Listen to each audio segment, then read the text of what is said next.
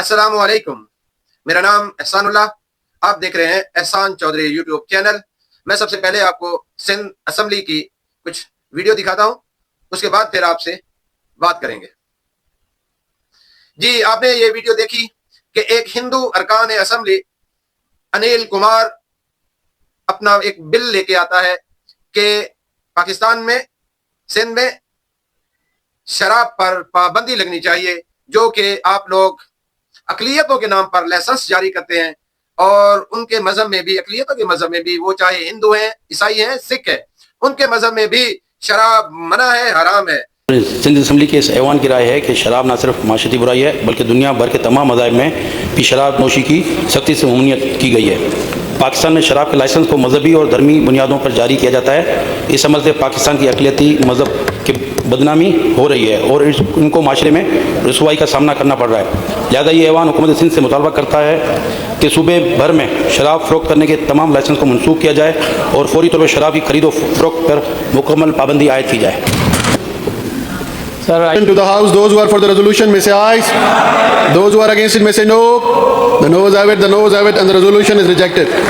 اسلام میں تو قطعی طور پر منع ہے، کسی قسم کے حیل و حجت کے بغیر منع ہے، لیکن ہم لوگ عوام جن کو ووٹ دے کر اسمبلیوں تک پہنچاتے ہیں، پھر وہ وہاں بیٹھ کر حلف لیتے ہیں کہ ہم قرآن اور سنت اور پاکستان کے آئین اور قانون کے مطابق فیصلے کریں گے، عوام کی بھلائی کے فیصلے کریں گے، تو یہ فیصلے کریں گے۔ انہوں نے وہ بل ریجیکٹ کر دیا۔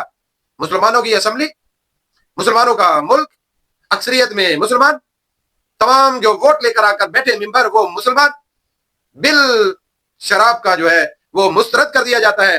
اور جب وہ اسپیکر صاحب اس کو مسترد کر رہے تھے، ان کے چہرے کی وہ مسکراہٹ، ایسی فرعونیت، ایسی شیطانیت اس کے چہرے پر، ایسا اس کے انداز بیاں، ایسا اس کا باڈی لینگویج، اور ان کے موصوف وزیر صاحب جنہوں نے اس کو ریجیکٹ کیا، اس کی باڈی لینگویج بھی آپ دیکھیں، آپ نے ویڈیوز دیکھی ہیں۔ یہ مسلمانوں کا ملک ہے کیا؟ ہم ان لوگوں کو لا رہے ہیں بھائی اسمبلیوں میں، یہ ہمارے مستقبل کے فیصلے کریں گے، یہ ہماری آنے والی نسلوں کے فیصلے کریں گے۔ پاکستانی عوام سے میں اپیل کرتا ہوں، آنکھیں کھولیں، سندھ والوں سوئے رہو گے، پہلے تمہاری کبھی گٹر میں لاشیں، کبھی جل کے آپ ختم ہو رہے ہو، کبھی گٹر میں گر کے ختم ہو رہے ہو۔ اسمبلیوں میں آپ ایسے لوگوں کو لا رہے ہو جن کا اسلام سے دور دور تک تعلق نہیں ہے۔ ایسے لوگوں کو لاؤ گے آپ اسمبلیوں میں، ایسے لوگوں کو بٹھاؤ گے آپ اسمبلیوں میں۔ پھر جب مولانا فضل الرحمان صاحب اعلان کرتے ہیں کہ جی ہم قرآن اور اسلام کے خلاف جو قانون بنے گا ہم اس کو نہیں مانیں گے۔ ہم پارلیمانی سیاست کرتے ہیں جہاں قانون سازی ہوتی ہے۔ اب جو قانون قرآن و سنت کے خلاف ہو اس کو اکثریت سے پاس کیا جاتا ہے، جبکہ حلف اٹھایا گیا ہے کہ قرآن و سنت کے تابع قانون سازی ہوگی، آئین کہتا ہے ہمارا۔ ابھی پارلیمنٹ میں یہ کہا گیا ہے کہ فضل الرحمان نے قانون کو چیلنج کیا ہے۔ کیا قانون کو چیلنج کرنا کہ کوئی سزا نہیں ہے؟ پارلیمنٹ قانون کرتا ہے، وہ کہتا ہے میں نہیں مانتا۔ میں کون ہوتا ہوں یہ کہنے والا کہ میں قانون کو نہیں مانتا؟ تو پھر ایک اور وزیر صاحبہ، اس کی بھی گفتگو سناتے ہیں آپ کو، سنیے۔ ایک رکن قومی اسمبلی جو خود قانون ساز ہے کھڑے ہو کے اس قانون کو چیلنج کرتے ہیں، تو سر اس کی سزا کیا ہے؟ ایوان میں ایک قانون پاس ہوتا ہے اور آپ اس کو چیلنج کرتے ہیں، اور پھر آپ یہ ریاست کو للکارتے ہیں کہ کر لو جو میرا آپ کر سکتے ہیں، تو سر اس کی سزا کیا ہوتی ہے؟ یہاں پر کوئی جواب دینے والا ہے؟ کوئی پوچھنے والا ہے؟ تو اس کو بڑی تکلیف ہوئی، اس عورت، اللہ اس کی صحت تندرستی دے، اس کو بھی بڑی تکلیف ہوئی ہے، اس عورت کو۔ سندھ کی ہے، یہ بھی وزیر ہے، یہ عوام کی بھلائی کے لیے نہیں بیٹھے، یہ اپنی چادریں پھیلا کر، اپنی چادریں پھیلا کر نوٹ اکٹھے کرتے ہیں، پھر رفو چکر ہو جاتے ہیں۔